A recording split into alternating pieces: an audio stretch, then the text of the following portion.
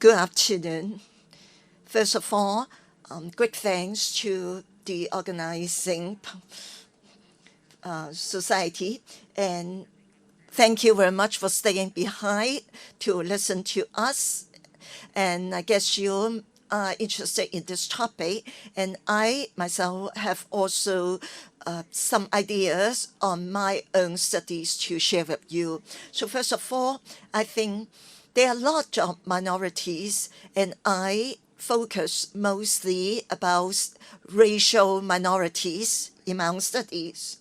And the movie we just viewed, I really would like to thank the director for unveiling the unequal treatment of the disabled, even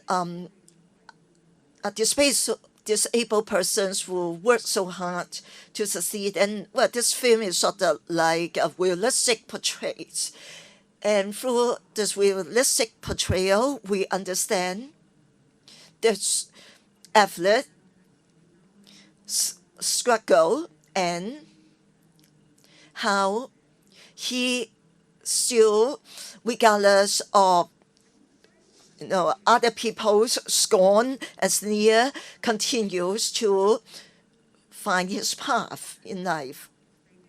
So, well, in society, now very often there's stereotypes of the disabled being, helpless, not being able to move around. But in fact, quite a lot of the disabled who can function on par or even better than the abled. So such movie helps to enable understanding of the disabled and their capability. So I would, in my sharing, would like to talk about racial minorities. Very often in media, how racial minorities are presented.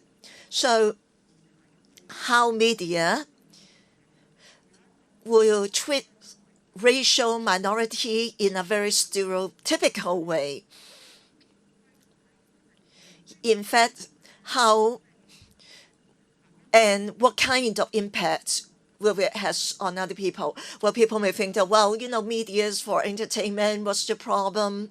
But we can explore into this issue to see what problem there are with stereotyping. So maybe I'd like to pose some questions to you.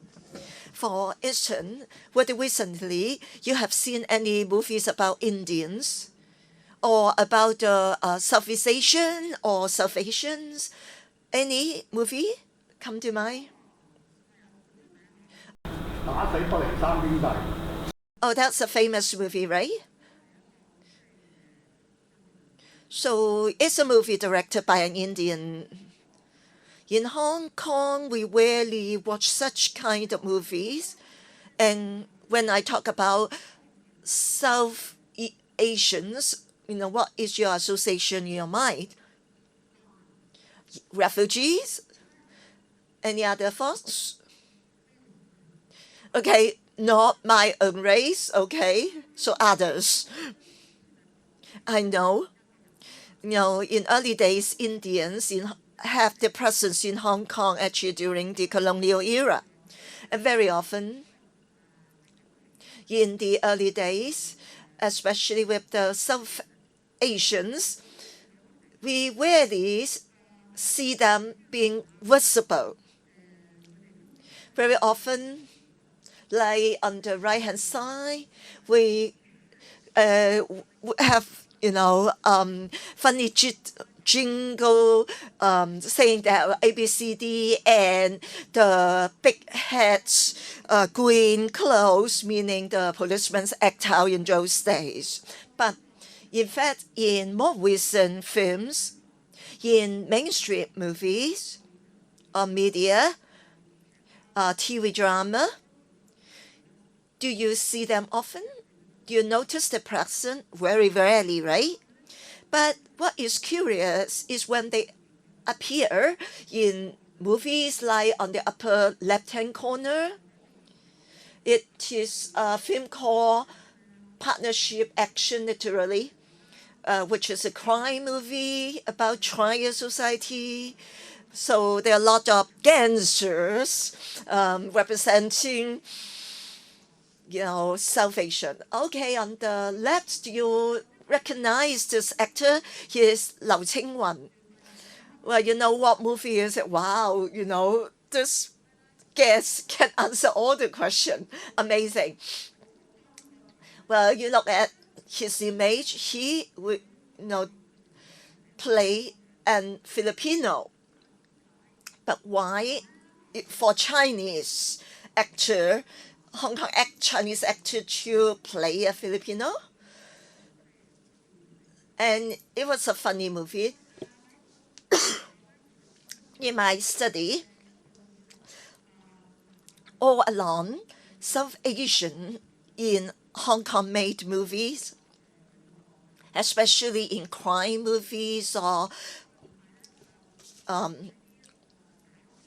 action movie or comedies or even pornography, soap-ons, or even with mainstream movie, they appear only as sidekicks or bit players only.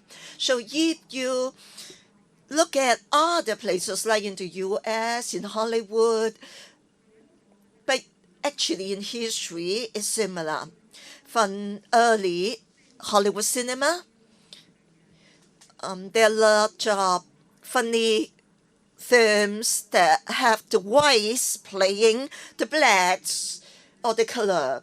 And Africans in those movies will often be stereotyped as being brute and, strong men, with physique very typical of stereotypes. So these images very often not positive, but rather negative. For instance, in Hong Kong,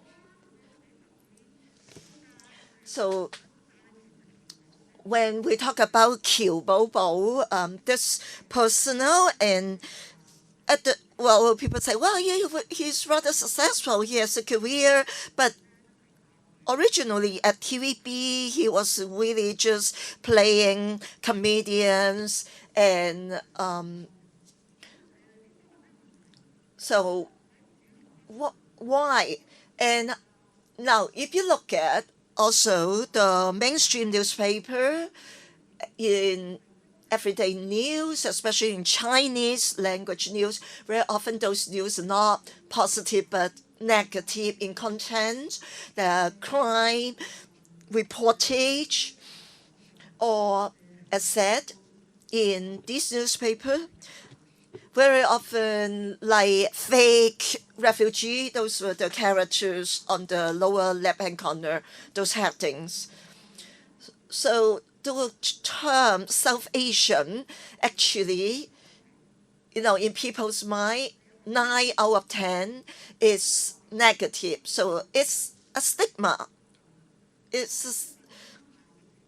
And recently, because of pandemic, we all have to wear masks. If you remember in 2021, early this year, in Jordan, there was the outburst of the pandemic, and it was a place where there were a lot of South Asian population, and then a lot of reportage would showcase them as smoking on street, not wearing masks, and they are dirty, and the geographical area was shown to be like packed with rats.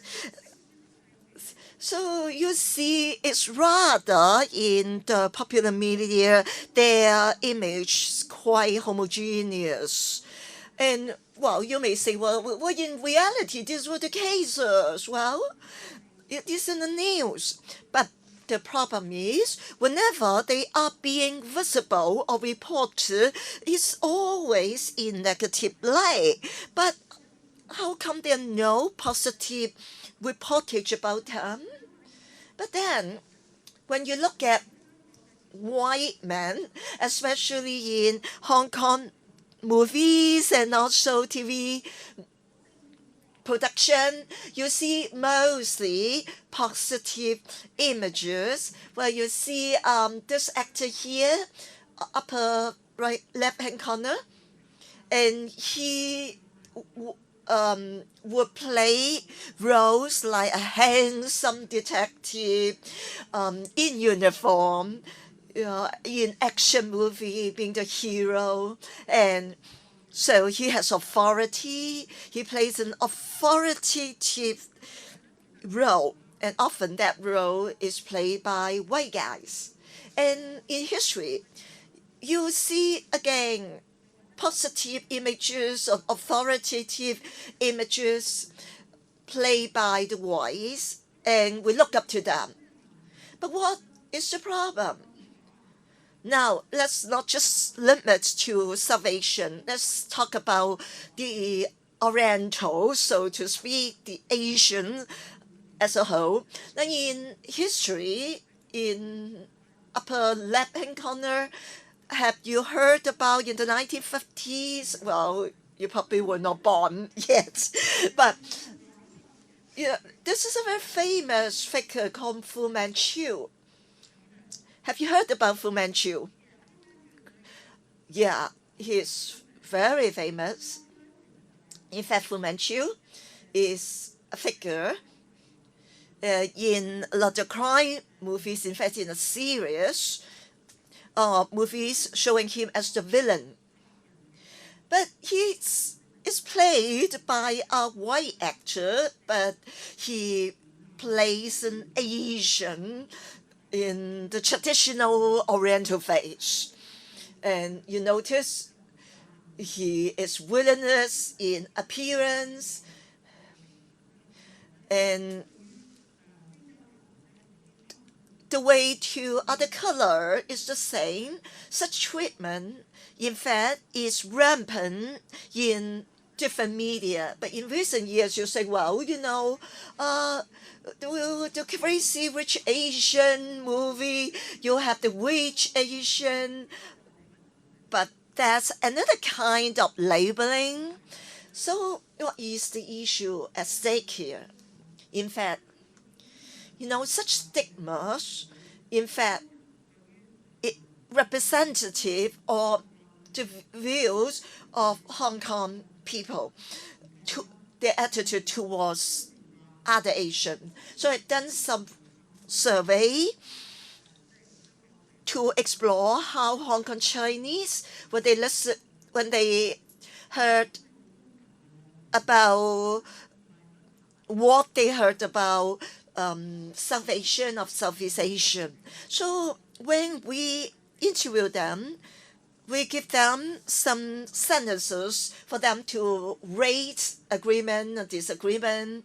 So you see here 10 is fully agree, and 1 is completely disagree.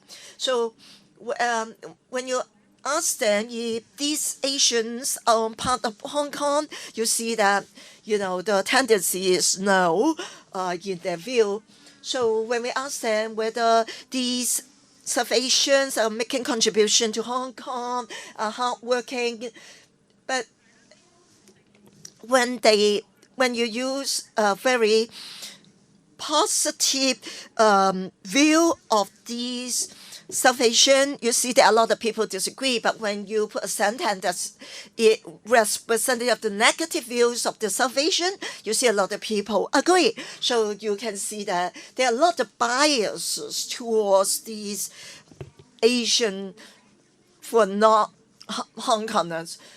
So this is a knee-jerk presupposition, assumption on these other Asians, especially in social media as well. And in fact, you see a lot of prejudice and such stigmatization. It's not only caused by media, but rather human, who naturally exclusive, innately prejudiced against others when we don't know them. But we presume a lot about them.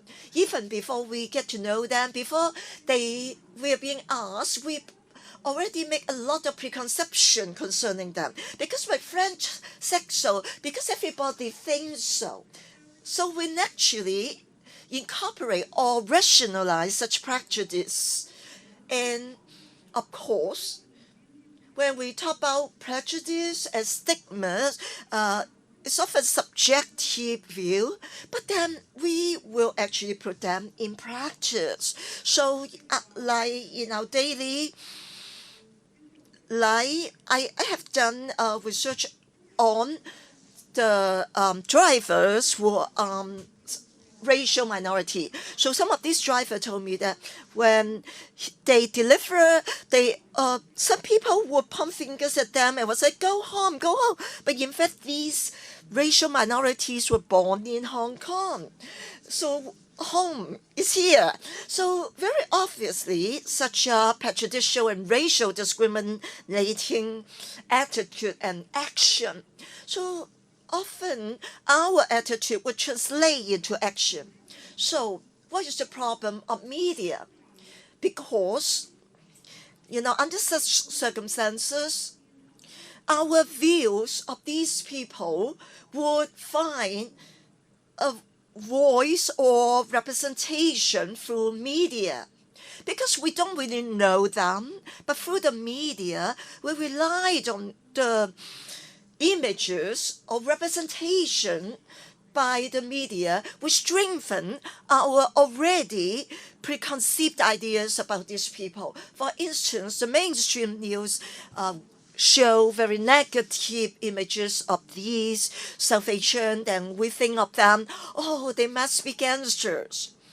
And, if they suffer, they deserve it. So we often would actually rationalize the prejudice already existing in us. Well, see, like on the news, you see another salvation robbing people. See, so when the majority community had very little understanding of the minority, very often media will play the role of strengthening the majority's prejudice against the minorities. So that is the crucial problem.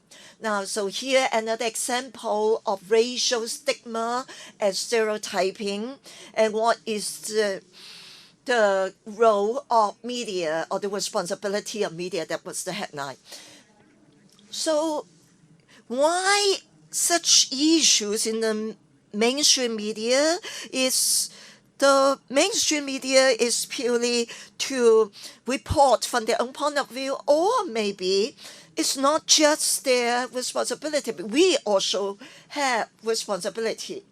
Now, some young people in recent years, they begin to really voice out for themselves. And here you may know Vivek Mabubani.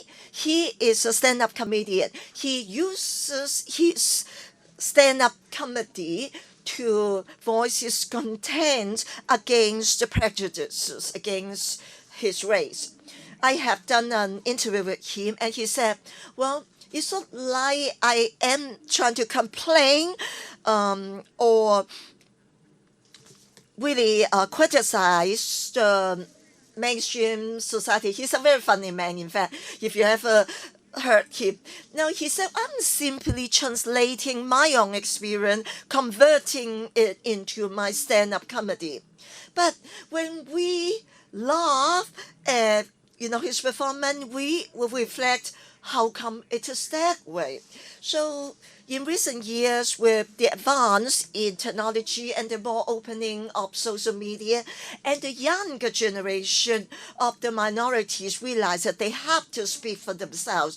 And when talking about films, then Indian minorities can, in Hong Kong, actually voice their views concerning being stereotyped. So in fact, we should have more channels for more people to voice their opinion, and such situation can be improved. Because we have very little understanding of the racial minorities, and because of the little knowledge, then we continue to perpetuate the stereotyping. And because mainstream media, they very often, stem from their standpoint of money making. And so maybe I should just stop here, and we can further discuss later at Q&A. Thank you. Thank you, Lisa, sharing. And in the course of your sharing, I think about a lot of cases, because you talk about how, like, the delivery man, they, were just doing their job on the way, and they was being, yelled at of, going home. And, I myself, as a Hong Konger, born here, I also have the same feeling. Where can I go home? If someone said that to me, this is my home. So, in fact, with the racial minorities, they also born here. Even if they were not born here, but if they consider here as home, they've been living here, they have a sense of belonging, then they can call it home. And, I think there are a lot of things that we can further explore here. For instance, for a lot of organizations, especially media groups, when they make movies, comedy, farces, they actually, even when they employ the racial minority to play some big players or, be the butts of the joke, the big player, never have their own say. So maybe we can explore this further. So next, we have Rabi to have a sharing on her own experience and her self-representation. Hi, thank you for giving me this platform to share with you. Basically, I'm talking about my personal experience because I am a disabled, and all these years I have been in contact with media and how we can read influence with media. And because of a car accident, I became a disabled. And because I was not born disabled, but then I became a disabled, so I sort of like a middleman. I can play a bridge to help the disabled to voice out and also to ask for equal opportunity. So that was 20 years ago, the news reporting the car accident, which was very serious, and I became disabled, and that also marked the beginning of my role in society. In the first decade, or after the accident, I was very fearful of being exposed to media or being reported as disabled due to this unfortunate accident. And, the stereotype was that the disabled is pitiful, and I didn't want people to stereotype me or, uh, show me concern, donate money, and I was very resistant against, such view of the disabled. So that's why later I want to voice out. But in the first decade of my being a disabled, it was a very difficult time. And on the street, I encountered a lot of unequal treatment. For instance, just one stare, just one unfriendly driver, or just, an elevator. There are a lot of obstacles in my daily life. Then I realized, in fact, we need to go out and tell people what kind of difficulties we encounter. And that's why in 2012, with the RTHK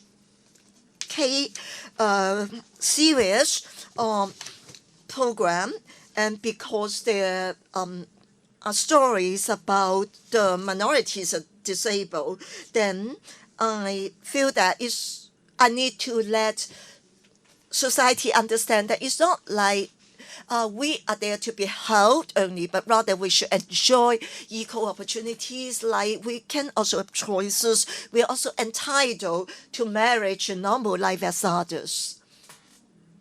So later, my life story have been widely reported because I was student studying in France, and then I did not give up after the accident, and so I have a comeback. So media loves this kind of story.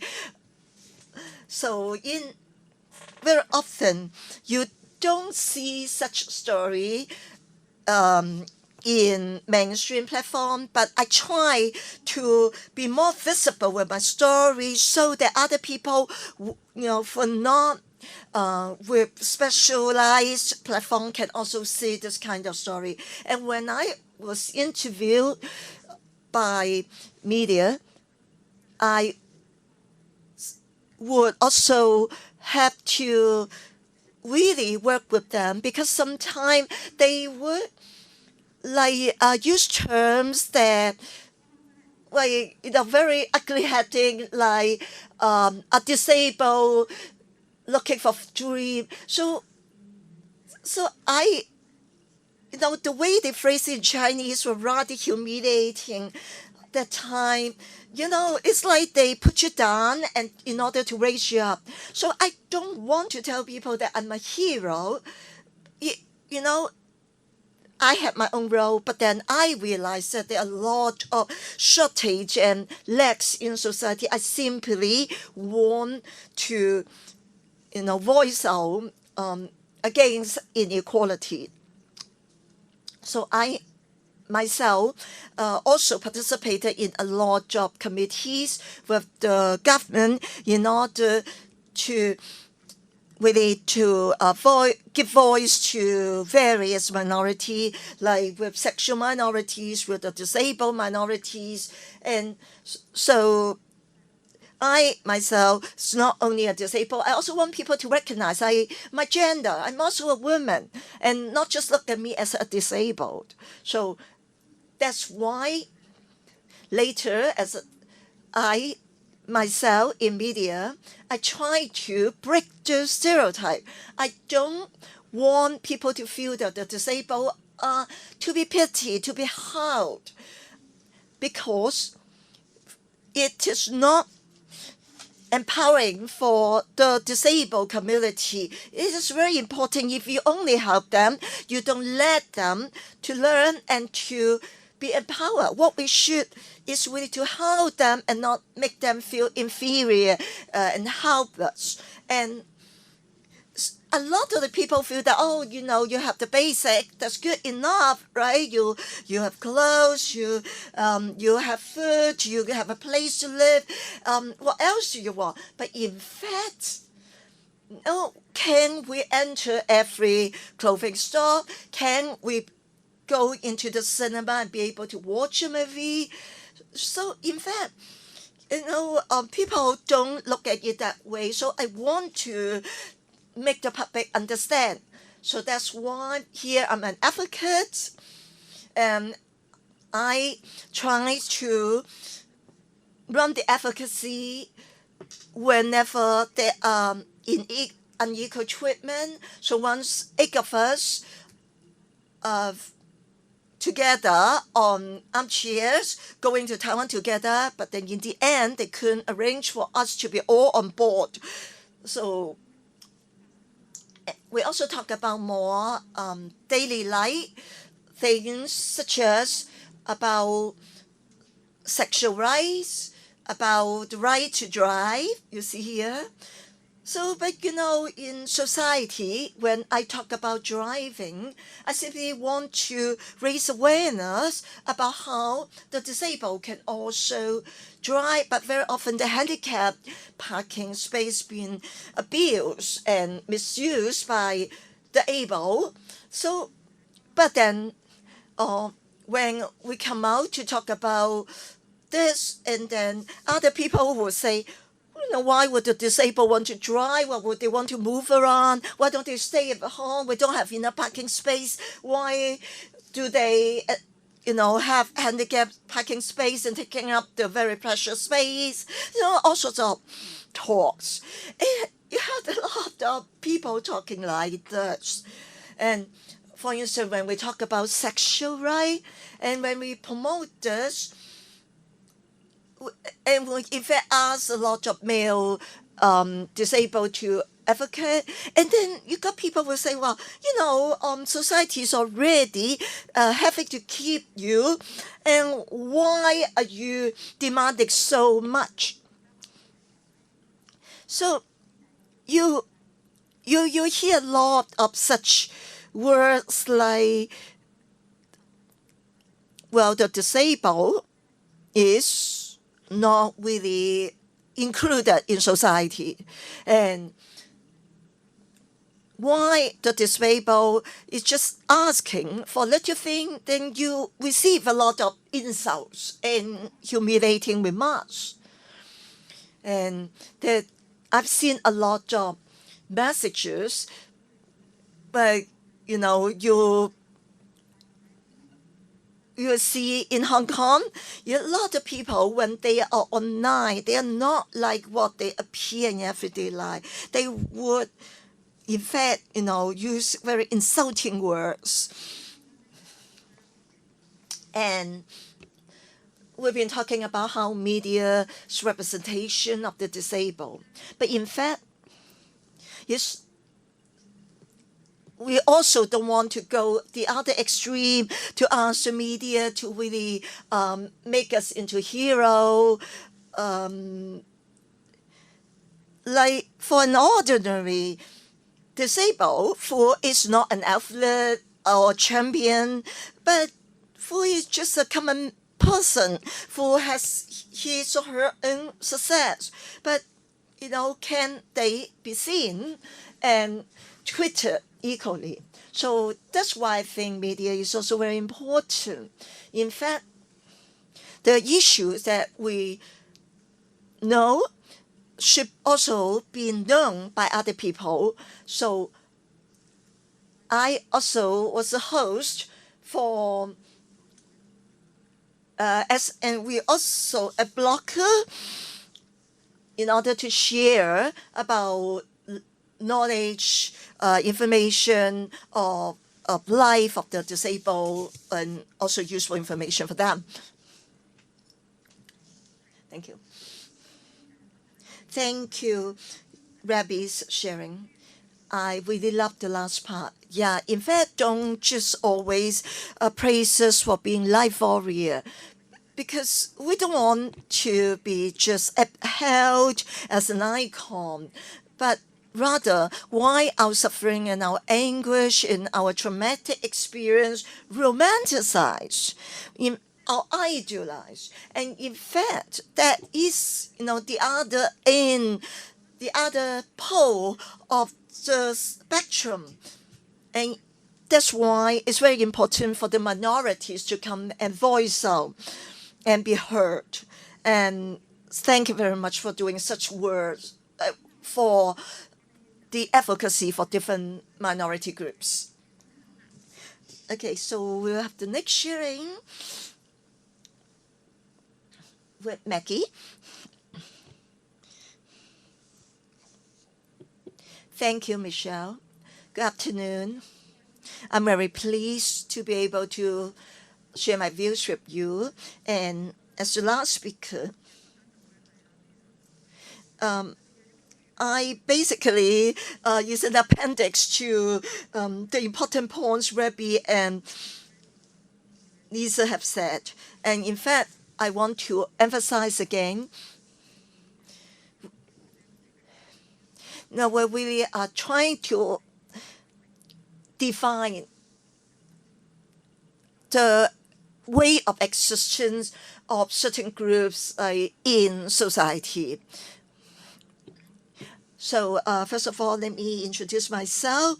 And I am a lecturer at Hong Kong Studies at Hong Kong U, and my research interests include the culture and philosophy of dance and everyday life and culture production.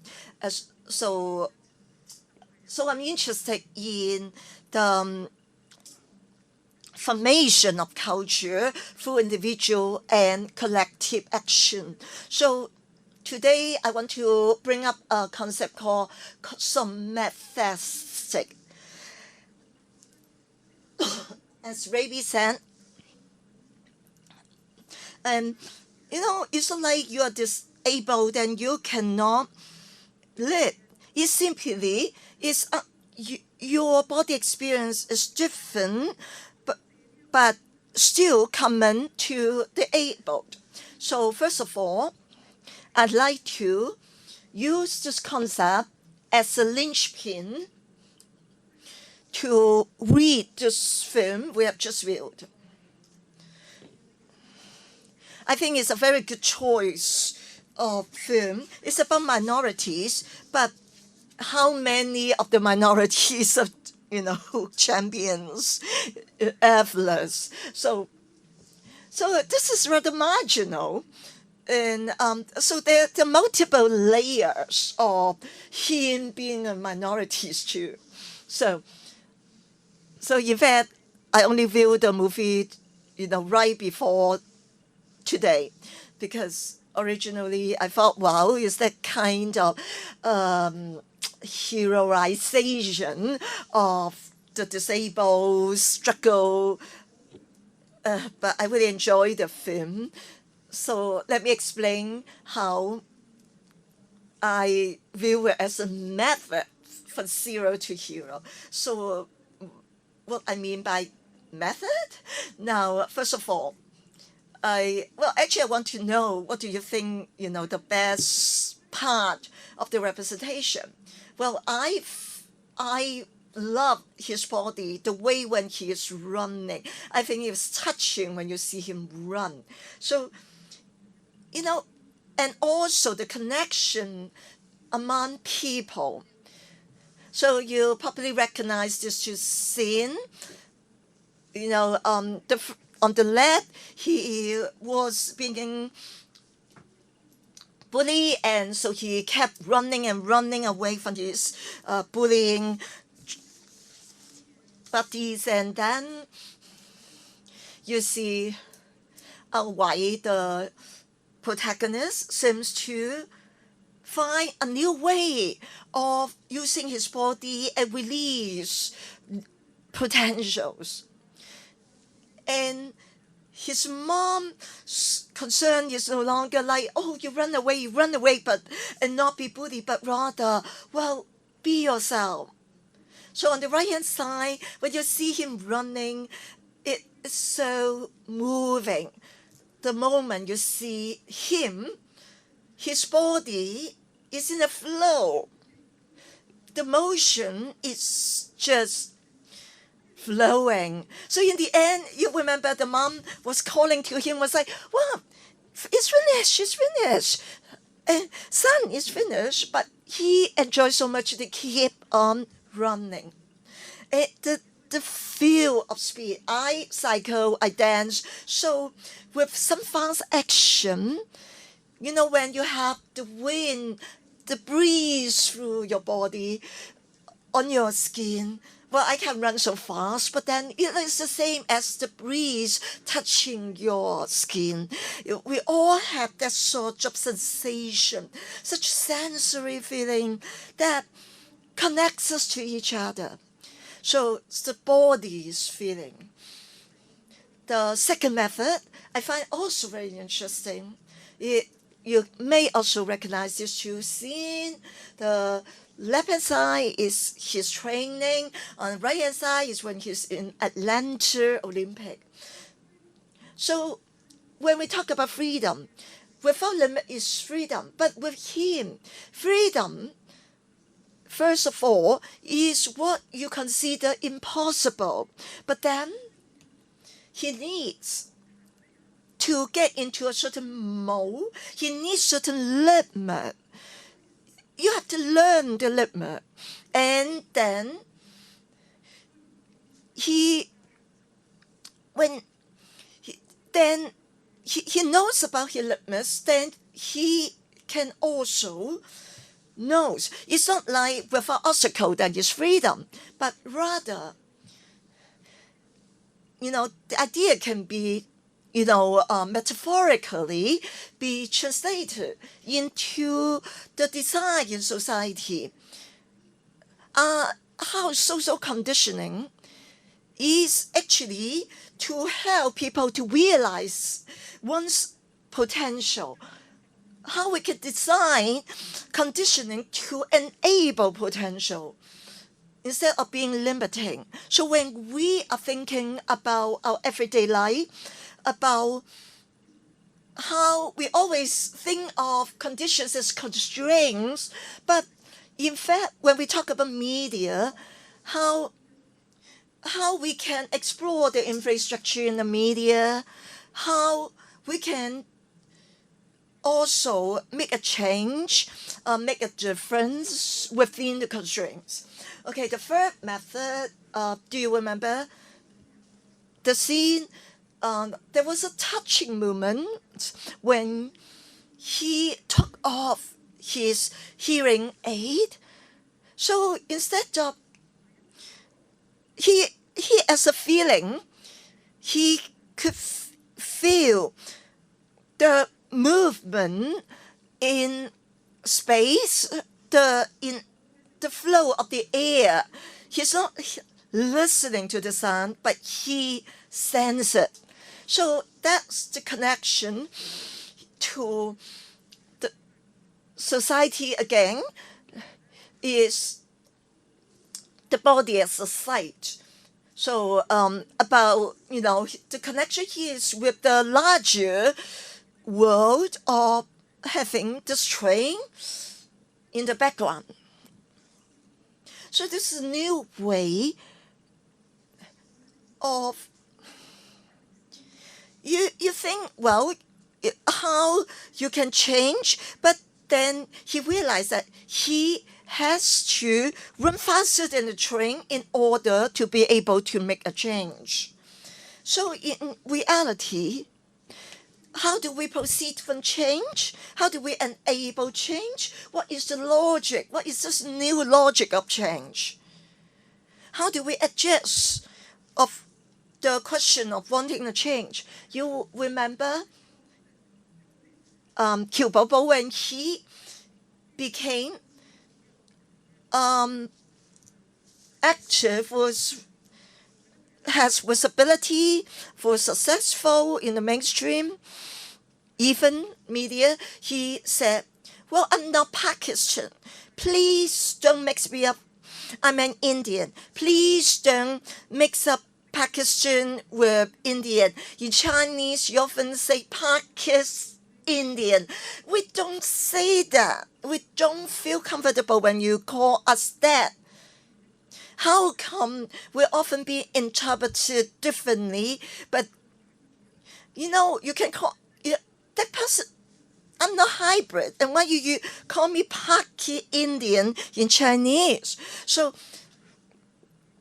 this is as what Lisa and Rabi pointed out. We have to change the social norm.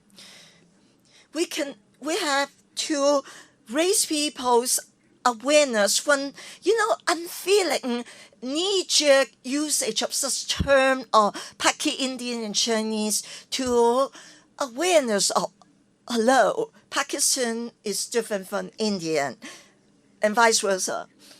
So I really enjoy this movie. So as a point of the spectrum, then I look at the representation in Hong Kong popular culture, and I also reflect on my own ignorance in, preparing this PowerPoint and watching this movie and reflecting on it. Now, first of all, about the body. And in fact, the body is what you can to establish connection. Now in View TV, there's this series of King of Spicy. So there was this guy here on the left-hand side who would go around to try really spicy food and see how spicy he could stand. So it was really funny, actually. So I saw one episode. He went to Chongqing Mansion, then he ate the chicken pot. But recently, I saw on the right-hand side, there was a reportage about this spicy restaurant called Kitchen. Well, just by chance, I saw it. And so they were like, wow, it is so delicious. Can you make chicken pot? So, because usually when you think about chicken, it is like deep fried, but it's not as delicious, when delivered. So that's why they make it into the chicken stew, chicken pot, P-O-T, stew pot. So, and in this movie, or rather in this real life show, now this guy on the left, he would often compare different cuisine and compare the grade and degree of spiciness. And the girl or the woman on the left of him would then describe what he looked like. So they are actually trying to fits, his taste into different parts, compartmentalization of his taste. You notice how he tried to fit into his own experience. He did not intellectualize, he did not proceed from a rational way of talking about the spiciness. So I think this is rather refreshing. In a way, you try to know by connecting, viscerally, and through such connection, then you really have the knowledge. Second, sharing is about the erotic body of desire. There's a book written by Lou Yu called Yong Yong. I love it very much. Well, I'm not promoting her, even though she's a friend. Well, the experience of reading her book was interesting because it was about two lesbians' love story. After reading it, I was like, this book, it's not very clear on screen, but this book was being promoted as a lesbian literature. Then I was like, wow, we love this book, but I don't have any lesbian experience. But after reading it, I just feel that, well, you have the same experience, the same feeling towards someone you love, whether you are a lesbian or not. Well, you still will be immersed. So I feel, the categorization of like same-sex or homosexual literature is rather misleading or limiting. So I here on the slide is my translation. So I will read out the original. So well, in fact, I got to page bit off. Give me a minute to find the page. Just say, I put my hands on her shoulders, rubbing. She said she felt grounded. Nobody has ever felt so grounded. How heavy was the frivolity of her past? I said that they are my gifts. All my friends said my hands are firm and warm. My hands can comfort people. They have the strength to loosen tension. They can push away restless thoughts. My hands are just like me. I massage her head, extending my fingers into her hair. Her fine hair entangles the tender parts of me. I want to loosen her stubbornness, to pull her girlfriend away from the mind and put myself in. I desire her too much, way beyond wanting her body. It's a very sensual paragraph about the massage. And because at that time, because there's also another girlfriend, and so the masseur want to full massage to be very intimate, to be very as close as possible. So whether you are lesbians, I just feel, well, it's just really excellent description. I just feel that it's just human experience. You understand the writing from the point of view of being a human, first of all, before you understand from the standpoint of a lesbian. Okay, the final part to conclude is about this movie, The Way We Dance. There are a series of films. Here is the first one. So the female protagonist hurt her leg. She sprained her ankle or something. And there's a famous street dancer, Tommy, a male. The name was Tommy, who actually had one of his legs being amputated from the knee down for, gave her a talking. So he would say, storm the mind. And he say, Michelle, so in fact, what you should think what is your weakest part, and you turn your weakest link into your weapon, into your strength. So I was so touched when I watched the movie. This is a new choreography that was showcased in the movie, because originally they wanted to use hip hop as on street dance, but in the end you see that they use a stick as a pop for the dance. It's rather empowering. So I don't want to go into details about the movie, but in fact, you see that how you find new ways of recreating your body, expressing your body, realizing your body, and living out your body. And that's sort of echo the sharing of Rabi and Lisa. And in fact, they also were addressing pretty much the same thing, like how the weakest part of society can actually be converted into your strongest part, how you can have a renew and rebirth. Thank you, Maggie. There are 2 points I find really fascinating. So Sharma, the word, is, how do I express in Chinese?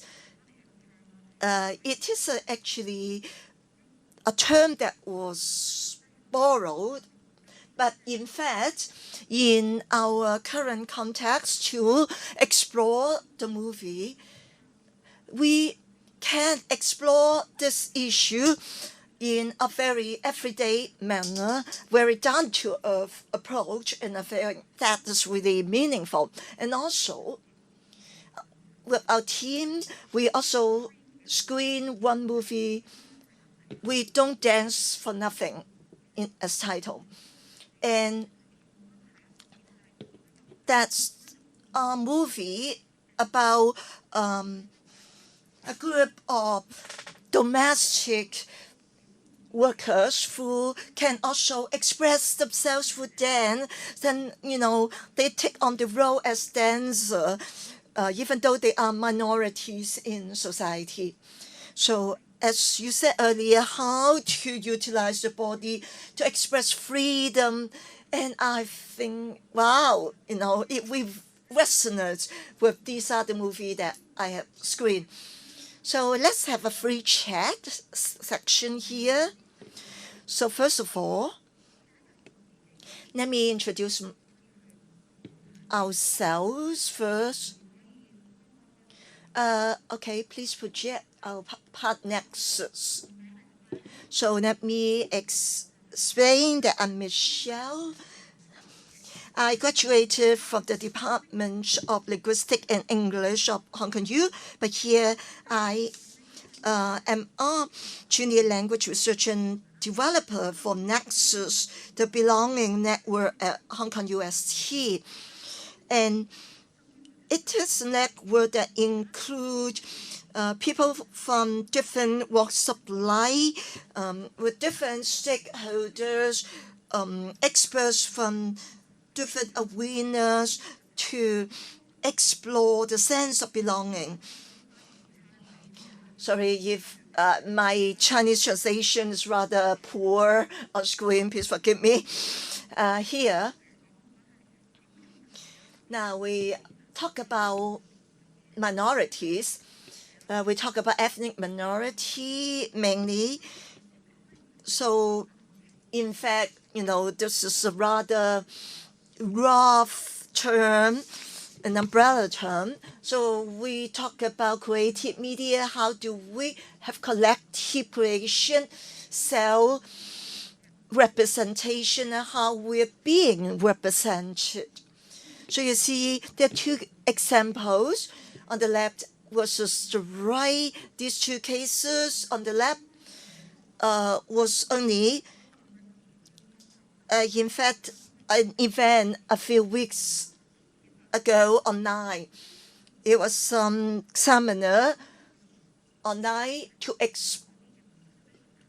about exhibition, like writing workshop that for self-expression. On the right-hand side is a younger group.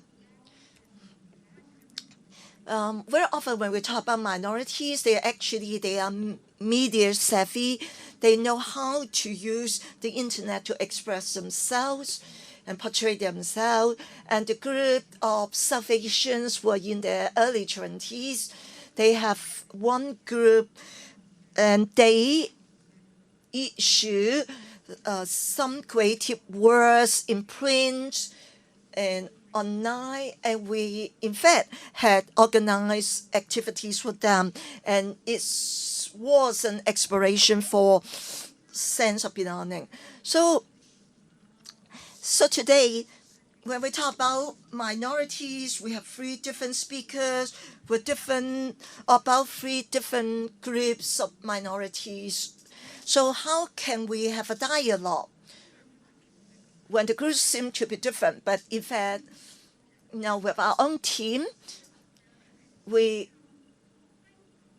talk about finding a voice for ethnic minority community creative practice, co-creation, auto-ethnographic self-representation, and also coerced representation. So we give our equipment to South Asians, teach them how to film, and for them to make videos, and then of their own stories, and then we will showcase and exhibit the videos not only online but actually on site. So how to tell the stories? We also think we have two roles. We are co-creator. We provide a platform. But at the same time, we're also a researcher. Would our researchers' voice be overlaid or imposed on their own voices? So that's why here we bring up three questions that we can discuss further. It is how to tell our own story, how to lead others to speak their own voice. For instance, we also were babies and we learn how to speak. And how do we learn how to speak and express ourselves? And the second part, what is represented or expressed, in fact, is my own words, my own idea, truly what I think, or I'm trying to meet what other people expect of me or other people's image of me. So the third part, we'll work together with the minorities, or even like spearheaded by the minorities, or completely created by them. Then the piece of art done by them, very often they need a platform to publicize or publish to start with. So how the minority being an object of study, how we can understand their self-creation. What is the definition of the self-creativity? So I'm just throwing out a lot of questions, but you can address any.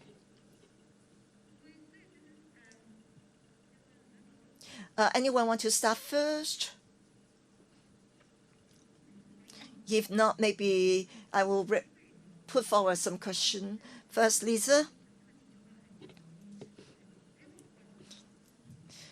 Because your work may be similar. So maybe I'll start with you. So you say that very often South Asians are not like, that popular figure who's an Indian who want to express himself. But have you heard about comments about self-expression? Yes, in fact, I have interviewed Bobo, this popular figure. So even though he's rather outstanding, extraordinary, and being successful in the entertainment industry, but in fact, in his own community, is also criticized by people who felt that you actually are playing a villain or a jerk, and you are actually not empowering us. You actually are perpetuating stereotypes of Indians. So he had to face a lot of complaints or criticism from his own community as well. So he has a funny character, but he also have the will to succeed and make his name in the entertainment industry. So I guess his start point was to get into the mainstream. He also questioned why there's no racial minorities in the industry. So I think your question was really good. The fact when we talk about what is authentic, positive image,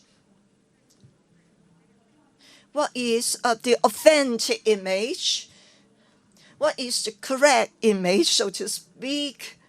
So there are a lot of negative news. Do I have to continue to be very positive, in what I say or present? In fact, the operation of mainstream media, we know they have their own logic because they are profit making. They want to maximize their profit. So we can only say that mainstream media only take into consideration the popular taste and put entertainment as number one and cater to the taste of the public and simplify things in order to have the largest denominator. So why all those headings when Rabi showed those news coverage, those reportage heading was like, how come those headings have to be worded that way? But why? Why? It has to be this way. Because on the one hand, it's stigmatization. Though some labeling may not be entirely futile, sometimes it may be a short-term label that is entertaining, funny, eye-catching, and easily digestible, and readily understood. But some labels are not all bad, but when I interview a founder of one minority NGO, so the term minority only became to be used in the 1990s in the government policies. When my this lady that I interviewed was an advocate, and she said, well, since you feel that we are really, a minor group, so why don't I group together all the minority groups in order to become altogether not so minor in number? So that was a strategy to deal with the resistance. So in fact, minorities face a lot of difficulties in employment, learning, education. So it has certain effects, when using the term minorities to get the attention from society and government to get funding and resources. But then, of course, two sides of the same coin. There's also the stigmatization that is relatively negative. The people would imagine the minorities being helpless and therefore grassroots level and not very well educated. So the term minorities can be eye-catchy, same as those news reportage headings can be readily understood. But in Hong Kong, the tempo of life is really fast, and so people don't really take time to read into the details. Say, for instance, some stigmatization, like even with the term Northern girls who are used to refer to Mingnan women.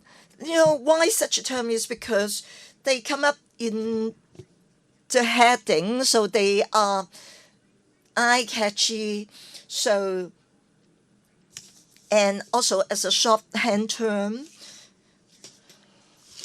So media will often cater to such popular case, but then it also have the side effects of stereotypical association. For instance, this term "Baku Northern girl" will often be associated with prostitutes.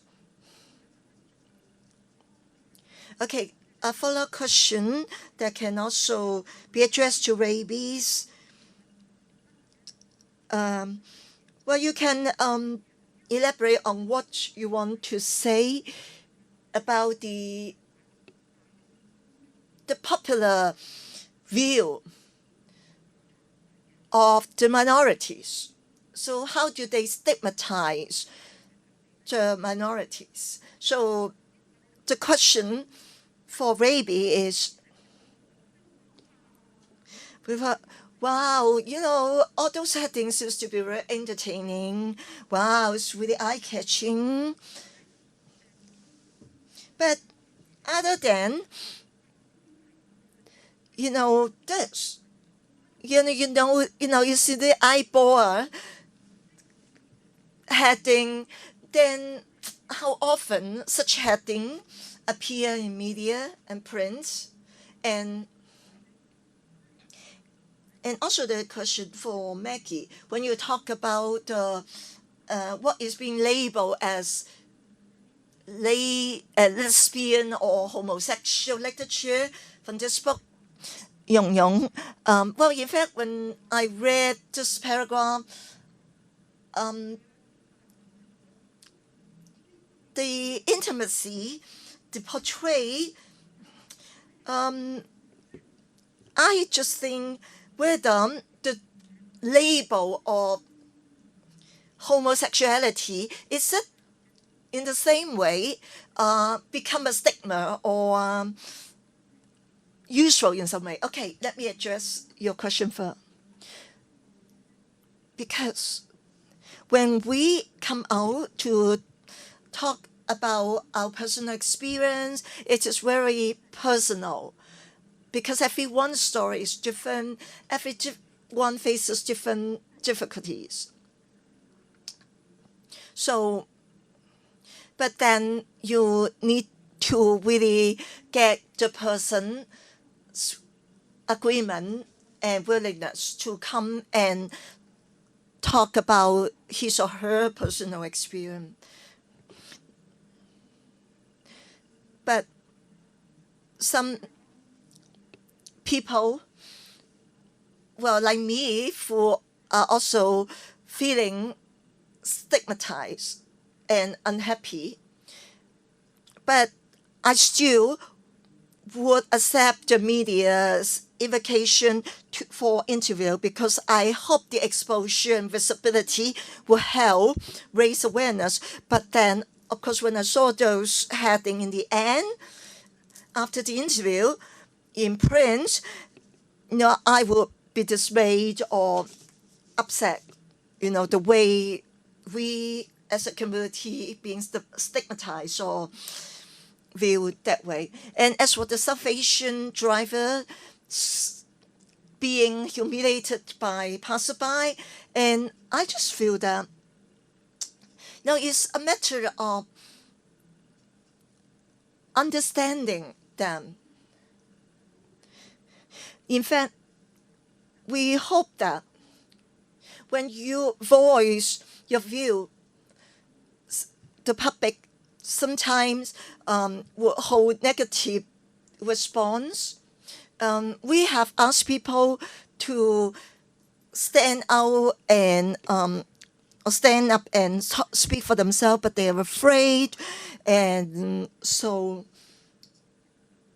we have to think whether sometimes we should accept the interview or not, whether it's of value or worthwhile, but then we still want our voice to be heard. I think sometimes it's a vicious circle, because you have to consider, you have to, really calculate the width. What you say it will be distorted. It is a big price to pay for the visibility, because then it will also make other people afraid of coming forward. So the distortion of the interview in the heading of reportage is not just affecting one person, but for the entire community. So in a group, for instance, when you say something that other people are not agreeable and they attack you. So in fact, when other voices shrink, then this dominant voice will be louder. So in the end, it becomes only one voice. Especially in Hong Kong, a lot of minorities, not just ethnic minorities, especially the South Asians, only account for 1% of Hong Kong's population. So people feel that because the ethnically Chinese account for over 90% of Hong Kong's population, so since we are all Chinese, so we don't have to even be aware of the ethnic minorities. We see them, but we don't see them actually there. So then the culture becomes only homogeneous in the end. I like to respond to Lisa and Maggie. First of all, about strategy and the question of visibility. When we say something, we will have a subject.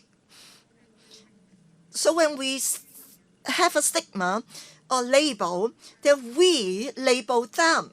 So there's a subject and object. That we need to be self-conscious. We need to reflect on what we are thinking when we use a sentence. But it's also very important, especially in actual life, when we want to bring about changes, we need to have strategy to give a term to make visible what is being unseen, what is remains invisible. So I think Rabi was very inspiring with the strategy. And like what Michelle asked me about this book that I extracted paragraph, I will address it later. But what is good strategy versus bad strategy? I feel that Rabi's strategy is not to redefine the image of a disabled on the wheelchair, but her strategy is to really bring up some multifarious themes from different angles. For instance, about public transportation, the inconvenience of public transport actually is unfriendly not only to the disabled but to many people as well, and about the gender issue. And so I think the inconvenience that are experienced or common to other groups, I would think that then Rabi is able to make people see where she positions herself, and that part, that position is to make visible the inconvenience, the obstacle that other people have neglected to see or have overlooked. So I think that also give oneself chance to reflect upon oneself, to see how oneself can also back to the situation. So back to the question about the book I quoted. Okay, so as Rabi said, what categorization you used to read, and when I read this book, or when I choose this book, well, there are actually more books about the intimacy between two women. But regardless whether it's between two women, but you do not live other people's life. You don't have to live other people's life, but you can experience through literature. So I simply feel that it's just a book about love and intimacy, and not necessarily about LGBTI. So the story is about girl going to London and get acquainted with a girl for works in France, but can speak some Cantonese. So you see, it is cross culture. And in fact, in selling this story, then the cross-cultural, intercultural encounters, this exoticism was also highlighted points for sales. So marketing strategy in the book. Well, I really want to continue the discussion. But being a facilitator, I also have to reserve some time for floor questions. So let me open the question to the floor. So the question you see was representation or portrait of minorities in terms of stereotyping on media. But in fact, the negative image of a certain minority does not represent the whole, but very often, the part is often taken to be the whole. So this is unfair. But we are so familiar with all these negative images or cases, and in fact, maybe how we can deal with this issue. Who want to start first? Actually, I just want to continue to talk about, based on my own research or in the context of racial minorities. I always want to say that it's like an onion. What I mean is that when you involve media, what you're talking about is communication. You need two sides to communicate. You cannot just keep on raising your voice and nobody hear you. Or when you keep yelling and yelling, but nobody wants to hear you. So, in fact, when I'm not trying to sell my own book, but my first book was to know the ethnic minorities of South Asians in Hong Kong, entitled. So no is the very first step, first level. So to know what, you may ask. So in that book is to know about their population, the demography, or their representation in media. So the level which is accessible to the public, as we see some ethnic minorities. I don't know whether you heard about a girl of the name of Sundat Lili. Sundat Lili, as she kept on talking about Indian culture, festivals, fashion. So you see that a lot of organizations will have a cut-in point, an opening into their cultural representation from very popular or easy level. So like fashion or food. So yes, we can. So for instance, an Indian friend will talk about love in everyday life. So I think, even such shows would open the door, but we cannot remain at this level if we only are fascinated by the ethnic clothing and the ethnic cuisines, but you don't see further understanding of the ethnicity, then in fact the communication stops there. So I agree with Rabi to use and Lisa that we use the body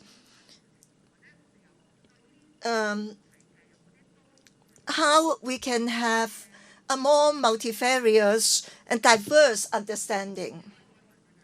So when we talk about South Asian, then how about Pakistan, Sri Lankans, Indians? So actually, with the disabled, there are different backgrounds, different interests, different needs, different obstacles to overcome. So how to really get into the world to understand them? When we talk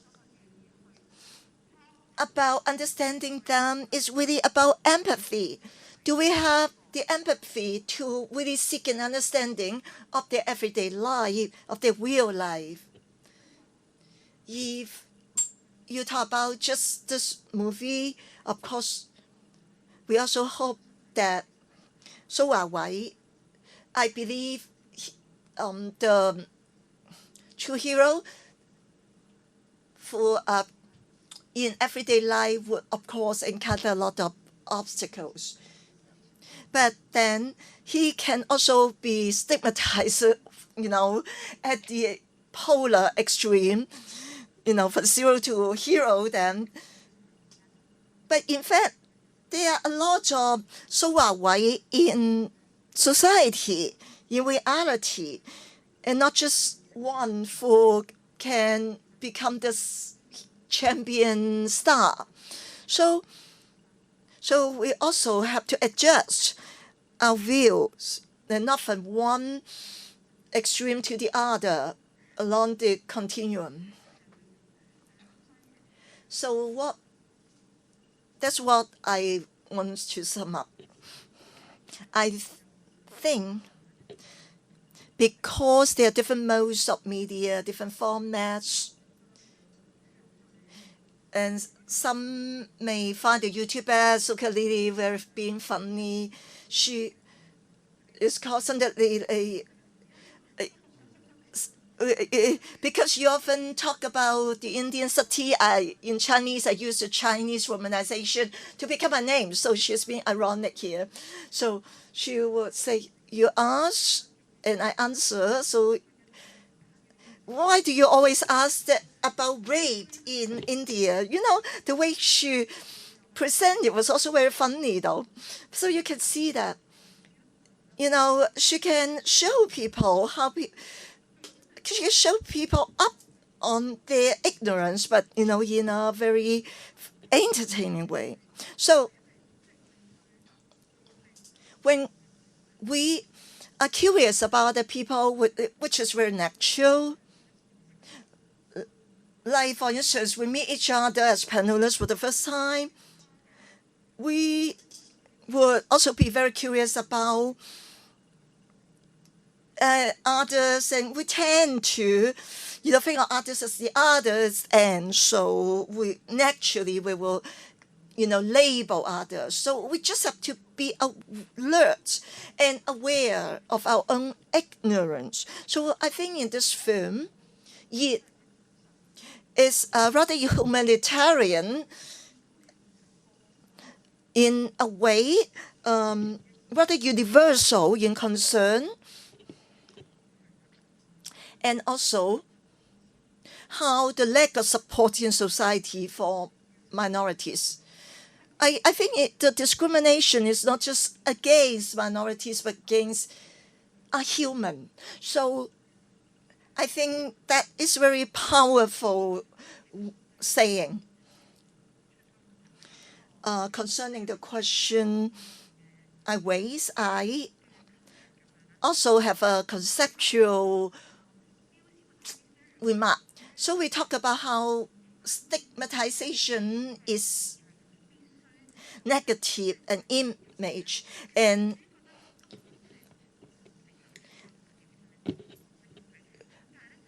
I think what we've been talking about, yes, like so in a way, a Rabi for disabled, but then Rabi is also an advocate of sexual rights. She herself is also a fashion designer. She has different roles in life and different identity that mix together. So I think a lot of ethnic minorities, like, who may be labeled or stigmatized by different things in different ways. And how many labels can you take? And in fact, now, some people will say, well, my understanding or knowledge of such ethnic minority from such stigma or labels, well, why can't you give me those? But I would not agree that, these stigma or label can be the point of departure for trying to understand that. But you see, like in the film, the protagonist will run. He is as a human. His body sensation is the sensation that we all as humans will understand, like his dilemma of making a living versus training. And that's also something that we as a human will understand, regardless whether we are able or disabled. So I think it's simply from the point of view of empathy, and rather to rationalize the need of having a stigma or negative image to exist in media. And in fact, to know other people, then it's not to be passive in, okay, I will, accept you, but rather we really have to be more proactive in trying to include other. And even the term of inclusion is vision, a long-term vision that, well, actually maybe we should open the floor, okay? So any other question from? Okay, it's because in the pandemic in recent years, there are different understanding of health knowledge. So you cause, my staff to be segregated in the canteen. So how can I run the business? Now we have also hired the disabled, but the question is not the cause by the disabled, but rather by the family members of the disabled. So the family members often will come and ask me about, how well do my children do? How come? Okay, you think he or she is doing well? Then why didn't you give the same salary? Well, for me, this is hard. This is really inclusive. Inclusion or, trying to accommodate each other, it has to be mutual. Okay, let me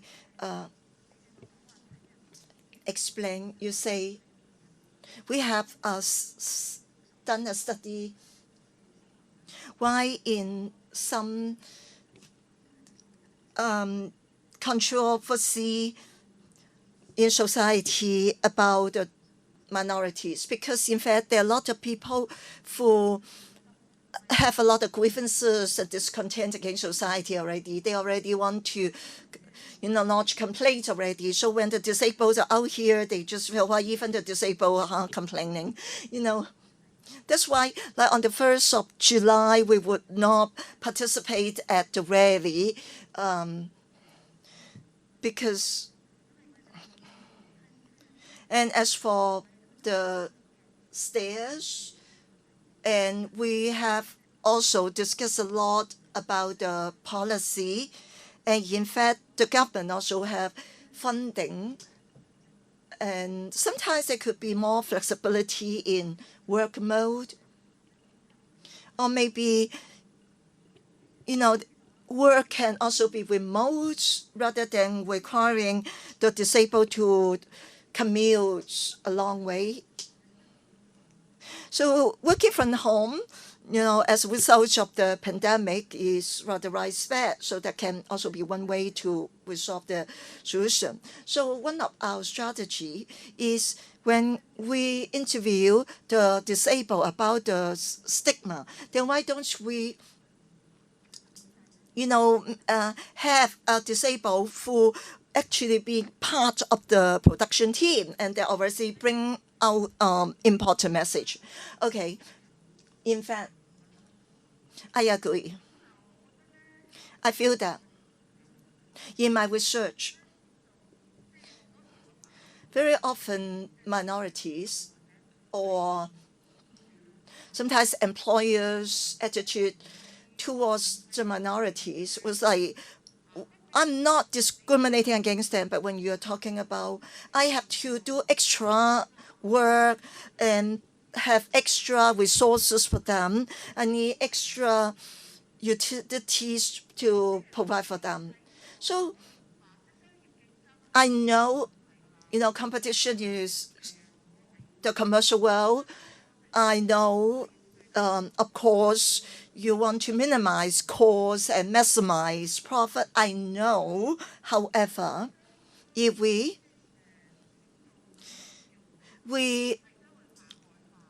just consider the needs of these minorities as being extra, then we say, well, for instance, the ethnic minorities will talk to each other. Oh, they're making so many noises. I need to give them another room. Oh, there's extra cost. So the employer would think that when you convert that into an idea that you have to pay extra to hire them, that there are extra costs, then such commercial logic, as when we talk about corporate social responsibility, when we talk about non-profits organization, no, we keep on saying that, wow, that is, capitalist society. That's the way it is. But can you also consider at the time when you are making profit, can you also raise awareness or do something to help? So I think ultimately it comes down to empathy, how you can find a balance to balance different needs in society or the needs of different minorities or different groups to make concession. So I think it is also responsibility for individual and corporation. what you well, the speaker, the full raise a question, full share experience about the company's experience.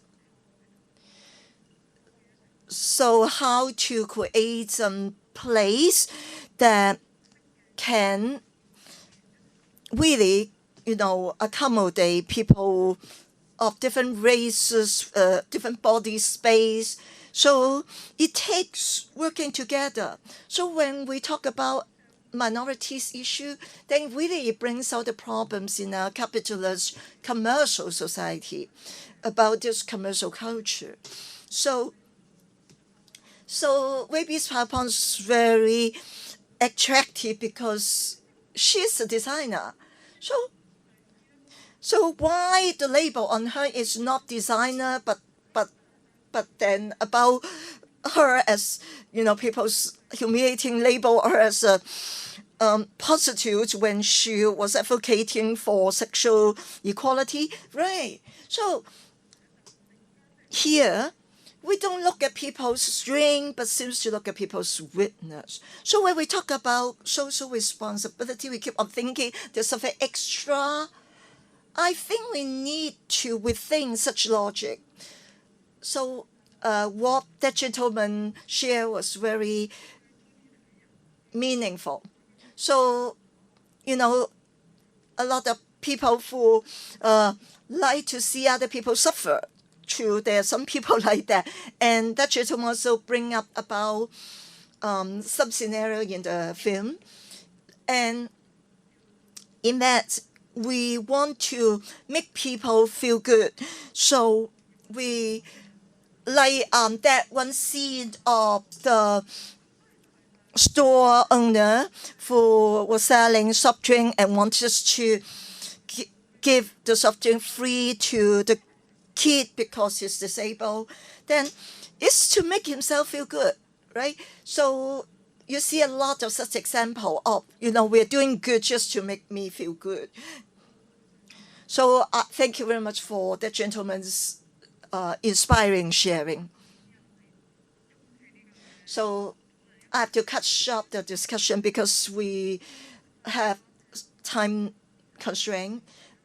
But once again, thank you very much, our panelists and Heritage Museum for giving us the platform today. Maybe, you do not remember what you have shared today, but maybe we can go home and hopefully reflect on the relationship between the majority and the minority groups in society, or the people of different identities and different roles. So thank you once again for your attendance.